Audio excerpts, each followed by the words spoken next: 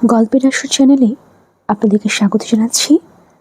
আমরা পড়ছিলাম হুমায়ুন আহমেদের লেখা হিমুর নীল জোছনা। আজ রয়েছে এর তৃতীয় পর্ব। হিমুর গল্প সবসময় উত্তম পুরুষে লেখা হয়। এই চ্যাপ্টার থেকে হিমু উত্তম পুরুষে লেখা হচ্ছে না। হিমু পাঠে অভ্যস্ত পাঠকদের সাময়িক সমস্যা হতে পারে, আমি দুঃখিত, কিছু করার নেই। চতুর্থ অধ্যায় শুরুতেই পাত্রপাত্রীকে কোথায় কি করে জানিয়েছে সেটা জানানো হয়েছে। কেয়া খেয়া এরা দুজন কমল কুটিরে মহাসুখে আছে। বৃদ্ধ ধমকাধমকি করেও কিছু করতে পারছে না। তাদের জন্য জামা জুতো কেনা হয়েছে। দুজনই বারবিডল উপহার পেয়েছে। কেয়া তার বারবিডলের নাম দিয়েছে ফুনফুন, খেয়া তারটার নাম দিয়েছে কুনকুন। তাদের আলাদা রুম দেওয়া হয়েছে। এই রুমে তারা থাকছে না। বৃদ্ধ বৃদ্ধার শোবার ঘরে থাকছে। রাতে শোয়ার সময় এক পাশে বৃদ্ধ, অন্য পাশে বৃদ্ধা, মাঝখানে দুই কন্যা। বৃদ্ধ ঘন ঘন বলছেন, একই বিপদে পড়লাম, কিন্তু তিনি যে অত্যন্ত আনন্দ আছেন তা বোঝা যাচ্ছে। বারবিডল তিনি কিনে নিয়েছেন। মাঝে মাঝে এই দুই বোন জিভ বের করে কেন বসে থাকে এটা নিয়ে বৃদ্ধ বৃদ্ধা চিন্তিত। এদেরকে সাইকিয়াট্রিস্ট দেখানোর পরিকল্পনা তাদের আছে। বাচ্চা দুটি বৃদ্ধ বৃদ্ধার স্থবির জগতে কি আলোড়ন এনেছে তা বোঝানোর জন্য টেলিফোন কথাবার্তার কিছু অংশ দেওয়া হলো। বৃদ্ধা তার মেয়ের সঙ্গে কথা বলছেন। এই মেয়ে অস্ট্রেলিয়া প্রবাসী। বৃদ্ধা, বেশিক্ষণ কথা বলতে পারবো না রে মা, কেয়ার স্যান্ডেলের ফিতা ছিঁড়ে গেছে, স্যান্ডেল কিনতে যেতে হবে। মেয়ে বলছে, কেয়া কে? বৃদ্ধা, আমাদের সঙ্গে থাকে, দুই বোন, কেয়া খেয়া। কি যে দুষ্ট। মেয়ে, আমি তো কিছু বুঝতে পারছি না, এরা কারা? বৃদ্ধ, ওদের যন্ত্রণায় অস্থির হয়ে কাল বলেছি আমি তোদের সঙ্গে থাকবো না, জঙ্গলে চলে যাব। তারপর দুই বোন শুরু করলো কান্না। মেয়ে বলল, মা তুমি বাবাকে দাও তো, বাবার সঙ্গে কথা বলি। বৃদ্ধা, তোর বাবা খেয়াকে নিয়ে গেছে আইসক্রিম কিনতে। তোর বাবা আদর দিয়ে দুই বিচ্ছুকে মাথায় তুলেছে। কাল কি দেখলাম শোন, তোর বাবা ঘোড়া সেজেছে, দুই বোন ঘোড়া পিঠে উঠে বসে আছে। আমাকে দেখে কেয়া বলল, নানু তুমি আসো, ঘোড়ায় ওঠো, তিনজনের জায়গা হবে। কি যে যন্ত্রণায় আছি। ওসি ধানমন্ডি নাজমুল হুদ। তাকে ধানমন্ডি থানা থেকে ক্লোজ করে তেজগাঁও থানায় ওপেন করা হয়েছে। আবার তাকে ধানমন্ডি থানায় ফিরিয়ে নেওয়া হবে বলে আপাতত কোনো ডিউটি দেওয়া হয়নি। তিনি থানায় হাজিরা দিয়ে তার শালা হিরণময় কারিগরের কাছে গেছেন। হিরণময় কারিগর একটা ডকুমেন্টারি বানাচ্ছেন। ডকুমেন্টারির নাম একজন গার্মেন্টস কর্মীর একদিন। গার্মেন্ট কর্মীর ভূমিকা অভিনয় করেছেন চিত্রনায়িকা মিস রিনকি, যার সাম্প্রতিক ছবি প্রেম দে না দিলে থাপ্পড় খাবি সুপারহিট হয়েছে। মিস রিনকি নানান নখরা করছেন। হিরণময় কারিগর নখরা সামলাতে পারছেন না। সামাদ মিয়া। সামাদ মিয়া রবীন্দ্রনাথ সেজে হিমুর মেসের ঘরে বসে আছে। হিমু মেসে নেই তাতে কোনো সমস্যা হয়নি। হিমুর ঘরের দরজা সবসময় খোলা থাকে। তাকে নিয়ে যে খবরের কাগজে বিরাট হইচই হচ্ছে এটা সে জানে বলে আবারও রবীন্দ্রনাথ সাজা। এবারের সাজ আগের বারের চেয়েও ভালো হয়েছে। মেসের অনেকেই উকি মেরে তাকে দেখে যাচ্ছে। একজন এসে তার মেয়ের জন্য অটোগ্রাফ নিয়েছে। সামাদ ইংরেজিতে অটোগ্রাফ দিয়েছে। সেখানে লেখা বি হ্যাপি, দুটা পিয়ের জায়গায় একটি পি। ইংরেজি বানানে সামাদ সামান্য দুর্বল। মেসের ম্যানেজার ভোর বাংলা নামের পত্রিকার সম্পাদককে জানিয়েছে যে রবীন্দ্রনাথকে নিয়ে এত হইচই তাদের কাগজে হয়েছে তিনি বাংলা মেসে উপস্থিত আছেন। ভোর বাংলার সিনিয়র সাংবাদিক ফজলু মোটরসাইকেল নিয়ে রওনা হয়েছেন। তার সঙ্গে সিনিয়র ফটো সাংবাদিক ময়না ভাই আছেন। তারা মানিকমার্গের কাছে জ্যামে আটকা পড়েছেন। ভয়ঙ্কর জ্যাম। আজ সারাদিনে ছুটবে এরকম মনে হয় না। জনাব গফু, ইনি এখন ধানমন্ডি থানার ভারপ্রাপ্ত ওসি। তিনি যে কাজকর্মে আগের ওসির চেয়েও দক্ষ তা প্রমাণ করার সিদ্ধান্ত নিয়েছেন। হিমুর মেসের ঠিকানায় অভিযান চালাবার জন্য ফোর্স নিয়ে জিপে উঠে বসে আছেন। জিপ ছাড়ছে না, কারণ জনাব গফু র্যাবকেও খবর দিয়েছেন। তিনি চোখের সামনে পরিষ্কার দেখতে পাচ্ছেন পত্রিকার হেডলাইন, কথিত রবীন্দ্রনাথের ডান হাত হিমু গ্রেফতার। স্টাফ রিপোর্টার, পুলিশ র্যাবের যৌথ অভিযানে অবশেষে কথিত রবীন্দ্রনাথ নাটকের হোতা হিমু গ্রেফতার। অভিযানের নেতৃত্ব দিয়েছেন চৌকস পুলিশ অফিসার জনাব গফুর। হিমু মুখ খুলতে শুরু করেছে। সে ইতিমধ্যেই অনেক রাঘব বোয়ালের নাম বলেছে। পুলিশ সূত্রে জানা গেছে তারা হিমুকে 4 দিনের রিমান্ডে নিতে চায়। রিমান্ডে না নেওয়া হলে অনেক অজানা তথ্য অজানাই থেকে যাবে। চৌকস অফিসার হিমুকে গ্রেফতারের নাটকে যে রহস্যক বর্ণনা দেন তা ওনার জবানিতে পত্রস্থ করা হলো ইত্যাদি। হিমু নিখোঁজ। সে কোথায় আছে, কি করছে জানা যাচ্ছে না। মাঝে মাঝেই হিমু ডুব দেয়, মনে হয় এবারও ডুব দিয়েছে। আমরা হিমুর ভেসে ওঠার প্রতীক্ষায় আছি। ভোর বাংলার সিনিয়র সাংবাদিক জনাব ফজলু কিছুক্ষণ হলো সামাদের সঙ্গে কথাবার্তা শেষ করেছেন। এখন তিনি পুরোপুরি হতাশ। সামাদ মিয়া শখের বশে রবীন্দ্রনাথ সাজে। এই নিউজের কোনো ভ্যালু আছে? পাবলিক চায় এক্সাইটমেন্ট। একজন শখের রবীন্দ্রনাথ সাজে, এর মধ্যে এক্সাইটমেন্ট কোথায়? ফজলু বিরস মুখে বললেন, আপনি মন্ত্রী মহোদয়ের সঙ্গে টকশো করলেন কেন? সামাদ বলল, আমি কিছু জানি না স্যার, ভুলে ঢুকেছি, আর যাব না। যদি যাই মাটি খাই, ঘাও বললেন কেন? মাঝে মধ্যে নিজের অজান্তেই বলি, আর বলবো না। আপনার চুল দাড়ি সবই নকল? জি, তবে টাইট ফিটিং। টান দিয়ে দেখেন। ফজলু দাড়ি টানাটানি কোনো আগ্রহ বোধ করলেন না। সংবাদের হেডলাইন কি দিবেন এ নিয়ে তার চিন্তা। পর্বতের মুশিক প্রস্রব এই হেডলাইন হতে পারে, তাতে এক সংখ্যাতেই শেষ। 2-3 সংখ্যা চালানোর মতো কিছু থাকবে না। প্রথম দিন একটু আভাস দিয়ে পরের 2 দিনে জবনিকা অপসারণ করা দরকার। পাবলিক একটু একটু করে জানবে, পুরোটা জানবে না।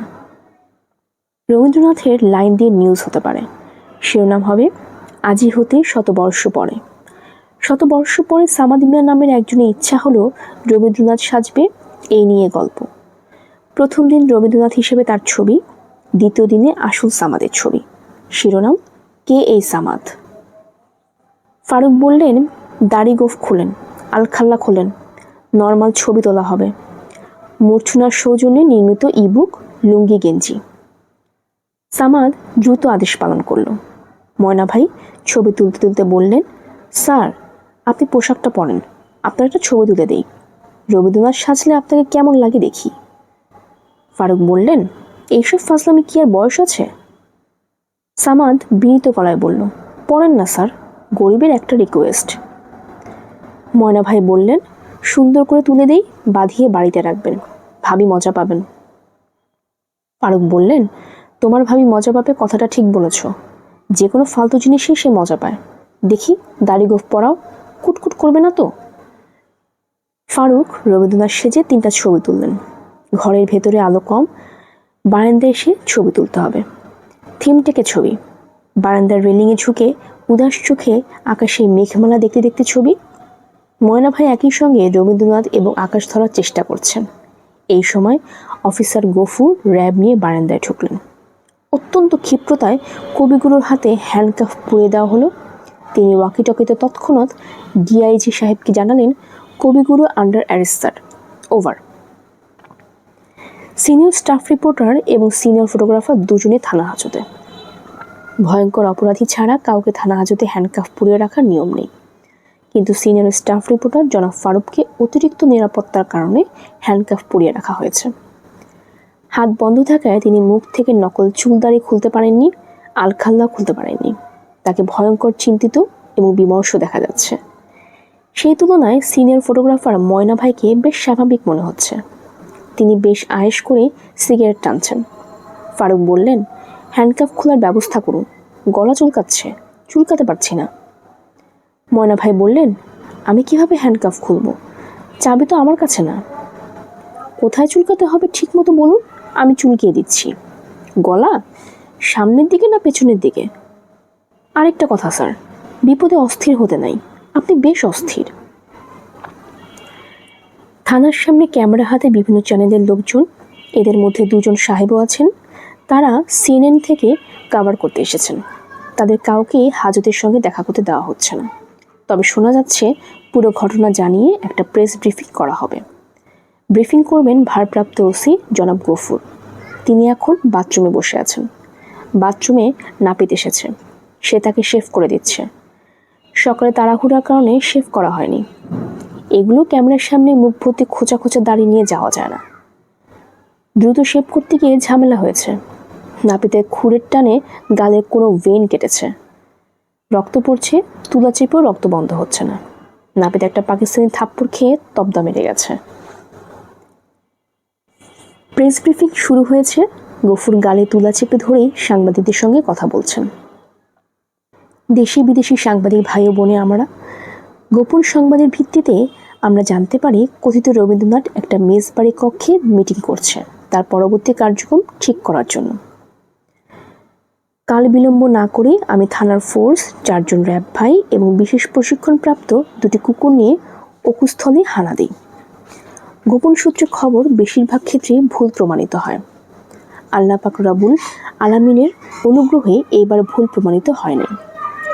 আমি সশব্দে বুটের এক ধাক্কায় দরজা ভেঙে ঘরে ঢুকে শিকারি হায়নার মতো লাফ দিয়ে আসামির উপর পড়েই তাকে ঝাপটে ধরি। ধস্তাধস্তিতে আমার যে গাল কেটে গেছে তা বুঝতেও পারিনি। ভারপ্রাপ্ত ওসি সাহেব গাল থেকে তুলা সরালেন। দর্শক সারি থেকে উফ শব্দ উঠল। দর্শকদের মধ্যে নাপিত ছিল, সে পুরোপুরি বিভ্রান্ত হয়ে গেল। এখন আপনাদের যদি কোনো প্রশ্ন থাকে করতে পারেন। একজন একটির বেশি প্রশ্ন করতে পারবেন না। বলুন, আপনার কি প্রশ্ন? গ্রেফতারের পর কথিত রবীন্দ্রনাথ কি বলছেন? দুঃখের বিষয় তিনি কিছুই বলছেন না। কিছু জিজ্ঞেস করলে বিড়বিড় করছেন। তিনি কি একাই ধরা পড়েছেন নাকি সদল বলে ধরা পড়েছেন? আমরা তার একজন সহযোগীকে ধরতে সমর্থ হয়েছি। তার অন্য সহযোগী এক ফাঁকে জানলা দিয়ে লাফ দিয়ে পালিয়ে যায়। এরা কি কোনো জঙ্গি সংগঠনের সঙ্গে সম্পর্কিত? আসামির লম্বা দাড়ি দেখে সেরকমই মনে হচ্ছে। দেশ জুড়ে ব্যাপক অনুসন্ধান শুরু হয়েছে। আমরা শীঘ্রই এই বিষয়ে আরও গুরুত্বপূর্ণ তথ্য দিতে পারব। তবে আপনাদের অবগতির জন্য জানাচ্ছি, আরও 3 জন কথিত রবীন্দ্রনাথকে গ্রেফতার করা হয়েছে। একজন সান্তাহার রেল স্টেশনের চা বিক্রেতা, সে নিজেকে নির্দোষ দাবি করেছে। তার চেহারাই এরকম। অন্যজনকে সীমান্ত অতিক্রমের সময় ধরা হয়। সে চাদরের নিচে লুকিয়ে ভারত থেকে ফেন্সিডিল আনে। লম্বা চুল দাড়ির কারণে তাকে সুফি মানুষের মতো লাগে বলে বিটিআর ধরে না। তৃতীয়জন বলছেন তিনি কাহালুর ছাত্রলীগের সংস্কৃতি সম্পাদক। তার বয়স 61, তবে তিনি তার ছাত্রত্ব সম্পর্কে গ্যারান্টি দিচ্ছেন। তিনি তার দীর্ঘ জীবনে সবসময় কোনো না কোনো বিষয়ে অধ্যয়ন করেছেন। বর্তমানে তিনি ন্যাশনাল হোমিওপ্যাথি কলেজের 1ম বর্ষের ছাত্র। এখন আমি আরেকটি প্রশ্ন নিব। হ্যাঁ, আপনি প্রশ্ন করুন, এখন আপনার টার্ন। এমন কি হতে পারে যে ছাত্রলীগকে জনগণের সামনে ছোট করার জন্য কেউ রবীন্দ্রনাথ সেজে ছাত্রলীগে ঢুকে পড়েছে?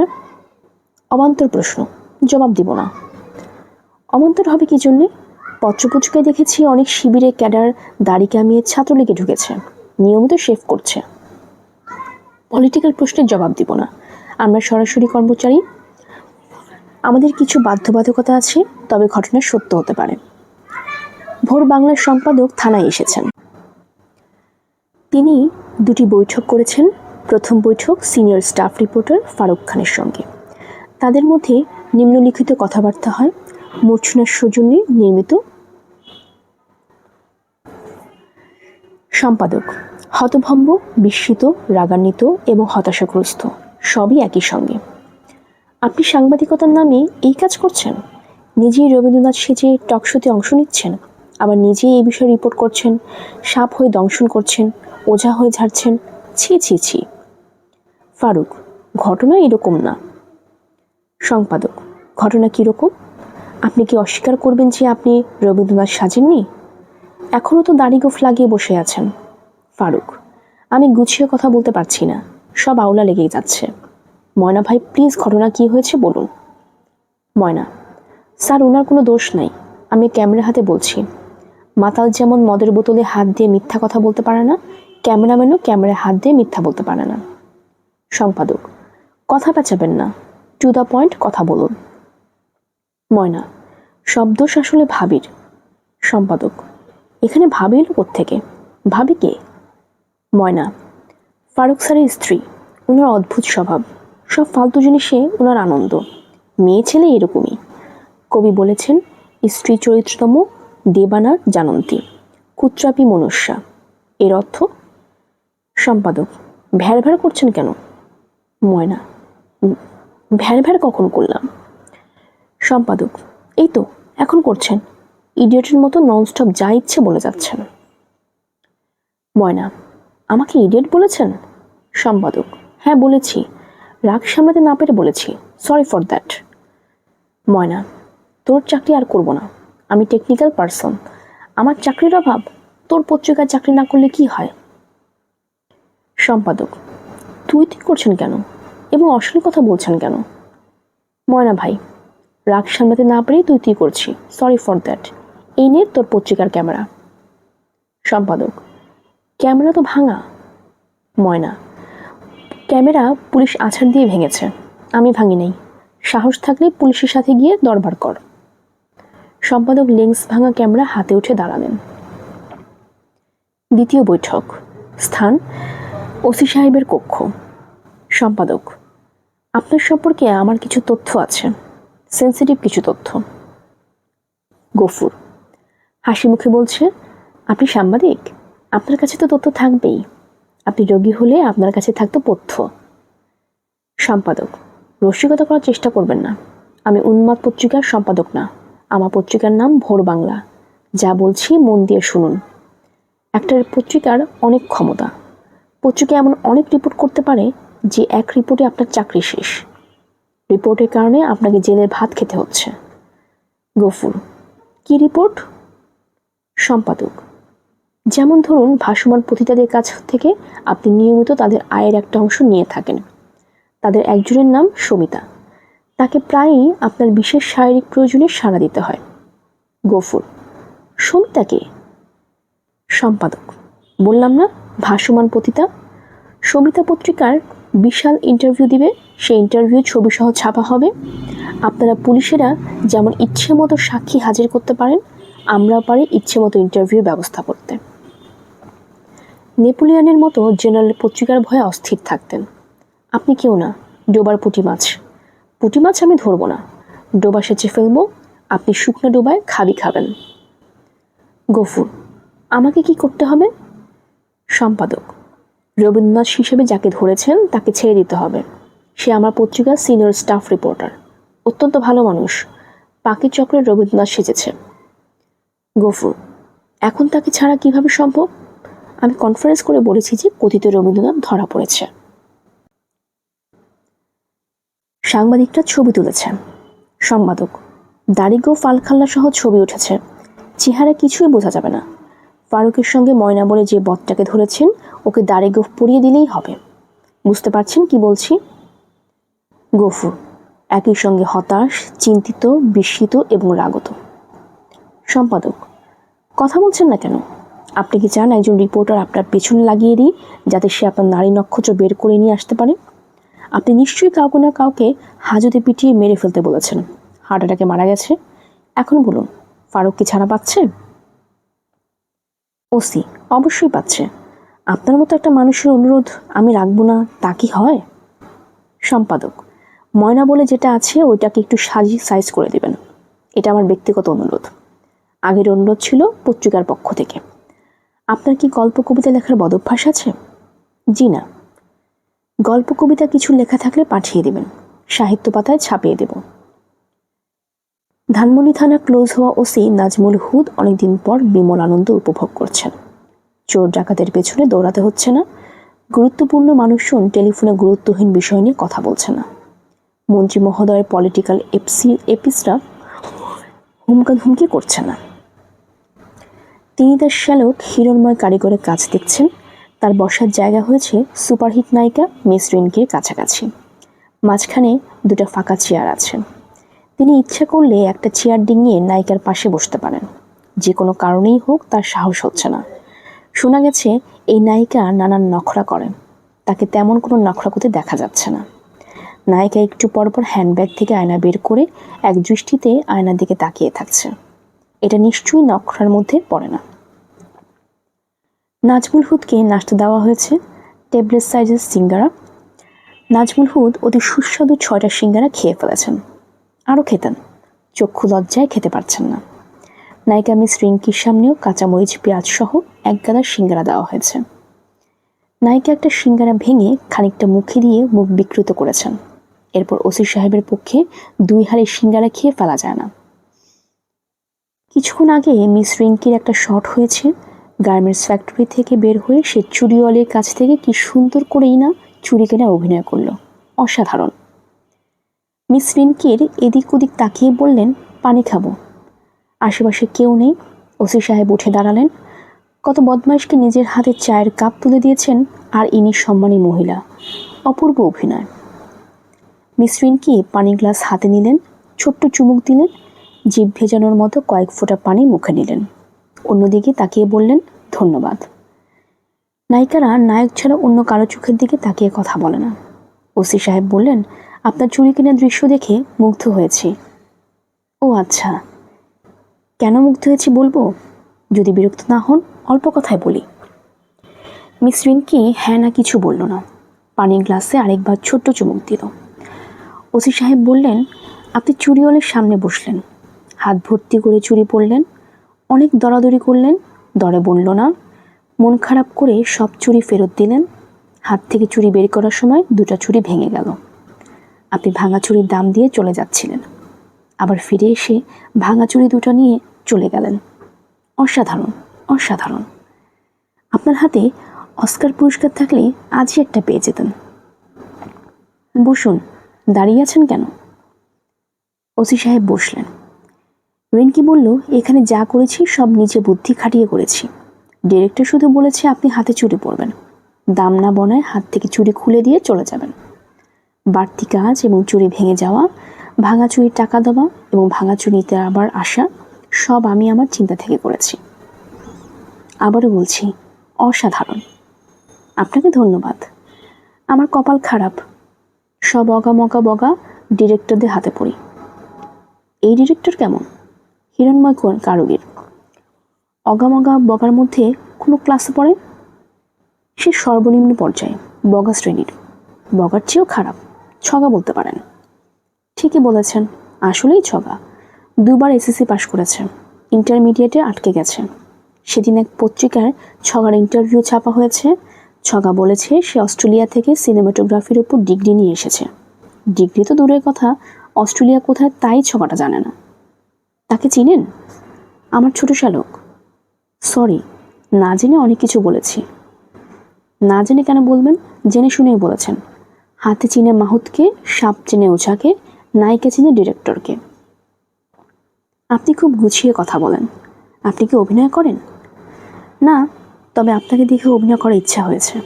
জানি পারবো না। চা খাবেন? চা দিতে বলবো? বলুন, এখন কোন শট হবে? বলতে পারছি না, ডিরেক্টর বলতে পারবেন। নাজমুল হুদ ছোট্ট নিঃশ্বাস ফেলে বললেন, দৃশ্য নেওয়াকে যে শট বলে তাই জানতাম না। পুলিশের লোক তো, আমার কাছে শট মানে গুলি করা। আপনি পুলিশ ডিপার্টমেন্টে? জি, ধানমন্ডি থানা ওসি ছিলাম, এখন আমাকে ক্লোজ করা হয়েছে। আপনার ছেলে মেয়ে কি? বিয়ের 2য় দিনে আমার স্ত্রী মারা যান, তারপর আর বিয়ে করিনি। একদিকে ভালোই হয়েছে, পুলিশের চাকরিতে ঘরে ফিরতে ফিরতে কোনো দিন রাত 2টা বাজে, কোনো দিন 3টা বাজে।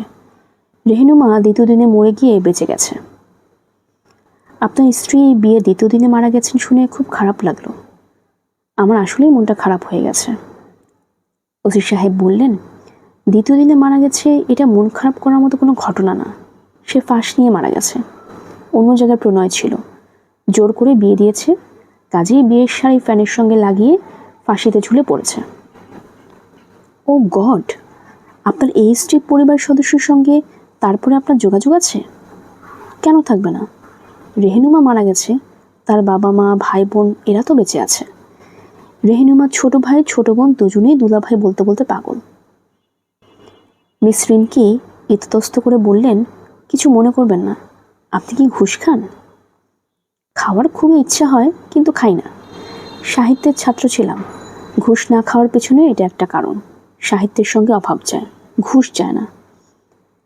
এই মাসের 13 তারিখের রাতে কি আপনার কি কাজ আছে? চাকরি থাকলে কাজ থাকবে, না থাকলে ফ্রি। কেন বলুন তো? 13 তারিখ আমার জন্মদিন। আমি সবসময় চেষ্টা করি জন্মদিনের রাতে 13 জন ভালো মানুষ আমার সঙ্গে ডিনার করবেন। আপনাকে আমি সিলেক্ট করলাম, আমার জন্মদিনে আপনার নিমন্ত্রণ। আমি ভালো মানুষ? প্রাথমিকভাবে সেরকমই মনে হচ্ছে। জীবনে প্রথম কেউ আমাকে ভালো মানুষ বলল। যাই হোক, এখন বলুন আপনাকে নিয়ে 13 নাকি বাদ দিয়ে 13? আমাকে নিয়ে 13। যীশুখ্রিস্টের লাশ সাপারের মতো? হ্যাঁ। 13 জনের মধ্যে কতজন জোগাড় হয়েছে? আমি তো আছি, আমাকে ছাড়া আর মাত্র 2 জন জোগাড় হয়েছে। একজন আপনি, অন্যজনকে আপনি চিনবেন না। তার প্রধান কাজ রাতে ঢাকা শহরে পথে পথে হাঁটা। তার ভালো নাম হিমালয়, ডাক নাম হিমু। অনেকদিন হয়ে গেল তার সঙ্গে আমার যোগাযোগ নেই। আপনি পুলিশের লোক, আপনি কি তাকে 13 তারিখের আগে খুঁজে বের করতে পারবেন? কী নাম বললেন? হিমু। নাজমুল হুদের কাছে নামটা পরিচিত মনে হচ্ছে। হিমু যে চোর ডাকাত কেউ না, এটা বোঝা যাচ্ছে। চোর ডাকাতের নাম তার মনে থাকে, ভালো মানুষের নাম মনে থাকে না। তিনি নিশ্চিত মিস রিঙ্কির নাম তার মনে থাকবে না, তবে মিস রিঙ্কিকে নিয়ে 2 লাইনের ছড়া বানালে নামটা মনে থাকবে। ভালো মানুষের নাম তিনি এইভাবে মনে রাখেন: আনন্দ ফিনকি, নায়িকা রিঙ্কি। এই তো হয়েছে। রিঙ্কি নাম তিনি আর ভুলবেন না। তিনি বিড়বিড় করে কয়েকটা বার ছড়াটা বললেন, যাতে কখনো ভুলে না যান। রিঙ্কি বলল, বিড়বিড় করে কি বলছেন? নাজমুল হুদা বললেন, কিছু না কিছু না। তাকে অত্যন্ত লজ্জিত মনে হলো। আরেকটা ছড়া তার মাথায় এসেছে: রিঙ্কির চোখ কালো, এই মেয়েটা ভালো। আপনারা শুনছিলেন হুমায়ুন আহমেদের লেখা হিমুর নীল জ্যোৎস্না। আমরা প্রায়ই গল্প পড়ে থাকি। আপনাদের যদি আমাদের গল্প পাঠে ভালো লেগে থাকে তাহলে সাবস্ক্রাইব করে পাশে থাকবেন আর বন্ধুদের সাথে শেয়ার করবেন। ভালো থাকবেন।